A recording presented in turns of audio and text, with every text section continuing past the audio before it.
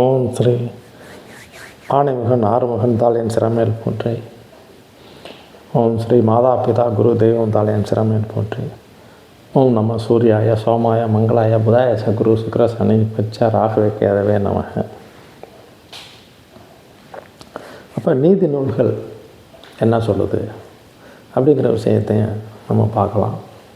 நீதி நூல்கள் அப்படிங்கிறத விட வாய்மை நூல்கள்னே சொல்லலாம்.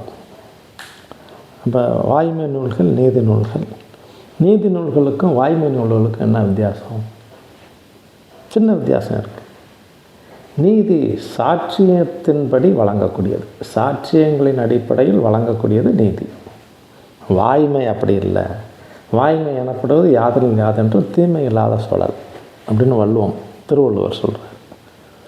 வாய்மையினால சொல்லில் கூட தீமை வந்துடக்கூடாது, அதுக்கு பேர் தான் வாய்மை. அப்போ நீதி வழங்கக்கூடிய விஷயங்கிறது சாட்சிகள் அடிப்படையில் சில தவறுகள் கூட ஏற்பட்டுவிடும். பொய் சாட்சிகள்லாம் இருக்குது, ஏற்பட்டுவிடும். ஆனால் வாய்மைங்கிறதுல அங்கே 1% கூட தவறு ஏற்படுறதுக்கான வாய்ப்புகள் கிடையாது. அப்போ வாய்மைத்தன்மை இருக்கிறதுனால தான் இறைவனை இறைவனாக இருக்கிறான் அப்படின்னு தான் பாடல் சொல்லுது. அதான் வானிடு வில்லின் வரவறியா வாய்மையால் காநிலம் தோயா கடவுளை யாநிலம் சென்னியுற வணங்கி சேர்த்துமம் உள்ளத்து உண்ணியவை முடிகவென்றன் பாடல் சொல்லுது. வானிடு வில்லின். அப்போ மழை காலங்களில் நம்ம பார்க்கலாம், வானத்தில் வில்லு தெரியும். அது பௌதீக அடிப்படையில் நீர்த்துள்ளியோட அரைப்பகுதி தான். அப்போ சூரிய வெளிச்சத்துக்கு ஆப்போசிட் சைடில் தெரியும். அப்போ காலை நேரம்னா மேல் திசையில் தெரியும், மாலை நேரம்னா கீழ் திசையில் தெரியும். ஒரே ஒரு துளியில் அந்த சன்லைட் பட்டு அதோடைய வெளிச்சம் ரிஃப்ளெக்டர் தான். அது ஃபுல்லாக தெரிகிறது தான் நமக்கு. எர்த்தில் பாதி தான் நமக்கு தெரியும். அதனால தான் வானத்தில் வில்லு போட்டுருச்சு, 7 நிறங்கள் தெரியுது அப்படிலாம் நம்ம பார்க்குறோம்ல, விப்ஜிஆர். அப்போ அந்த வில்லு வானிடு வில்லின் வரவறியா வாய்மை. அந்த வில்லை நிறைய பேர் பார்த்துக்கிட்டே இருப்பாங்க, திடீர்னு மறைஞ்சு போயிடும். அது மாதிரி தான் வாழ்வியல், மனிதனுடைய வாழ்வியல். அன்னைக்கு இருந்தாங்க, நேற்று இருந்தாங்க, பார்த்தேன் ஆட்டாடா அப்படிம்பாங்க. அது மாதிரி ஓட்டமும் ஆட்டமும் ஒழிந்த பின்பு கூடும் கூட்டமே சொல்லும் நீ யார் என்றுன்னு பட்டினத்தார் சொல்லுவார்.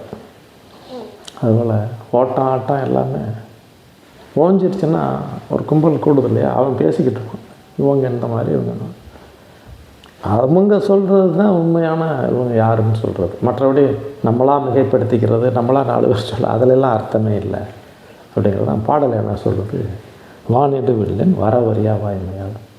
அது எப்போ வந்துச்சு போச்சுன்னே தெரியாது யாருக்கும். அது மாதிரி தான். இதான் பார்த்தோம், அதுக்குள்ளே வில்லு மறைஞ்சிருச்சு அப்படிவாங்க. அது மாதிரி தான் வாய்மையால், வாய்மைத்தன்மை இருக்கிறவங்க தான் காநிலம் தோயா கடவுளே யாநிலம் சென்னியுற வணங்கி சேருதமம் உள்ளத்து முன்னியவை முடிகவென்று. இறைவனை வணங்கும் போது சென்னி தலை பூமியில் படுற மாதிரி வணங்கி உங்கள் உள்ளத்தில் இருக்கக்கூடிய நியாயமான கோரிக்கைகளை சொல்லலாம். ஒரு கோரிக்கையும் சொல்ல வேண்டியதில்லை. அவளுக்கு இறைவனுக்கே தெரியும் நமக்கு என்ன செய்யணும்னு. அது முறைப்படி நடக்கும். இறை வணக்கத்தை இப்படி செஞ்சாலே போதும் அப்படிங்கிறதான் இறை வணக்கத்தை பற்றி சொல்லக்கூடிய விஷயம். இறைத்தன்மைன்னா என்னங்கிறது சொல்லக்கூடிய விஷயம். இதை எல்லாமே 4-5 விஷயங்கள் இந்த பாடல்களில் பொதிஞ்சிருக்கு.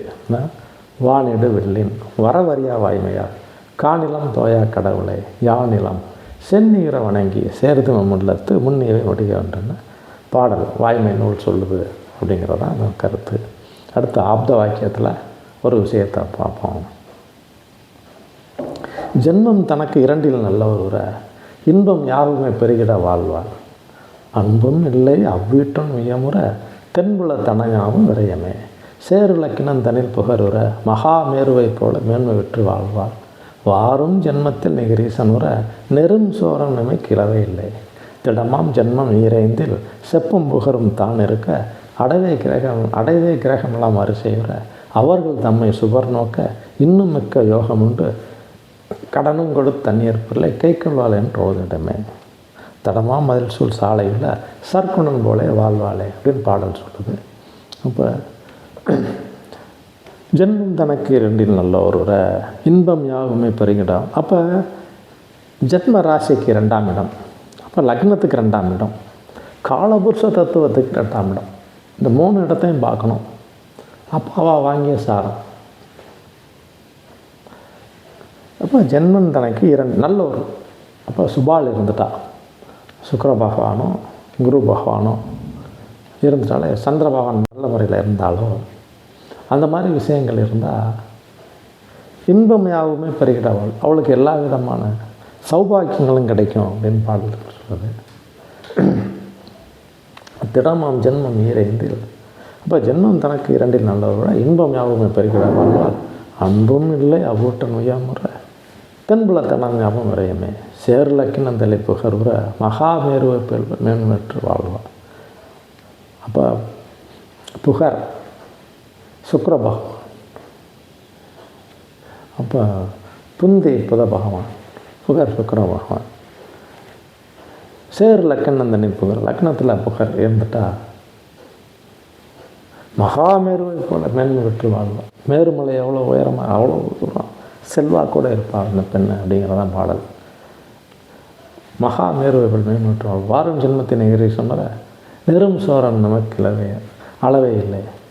திடமாம் ஜென்மம் ஈரைந்தில் செப்பும் புகரும் தான் இருக்க அடவை கிரகம்லாம் வரிசையுற அவர்கள் தம்மை சுபர் நோக்க இன்னும் மிக்க யோகம் உண்டு. தடமாம் மதில் சாலையில் சர்க்குன் போலே வாழ்வாளே அப்படின்னு பாடல் சொல்லுது.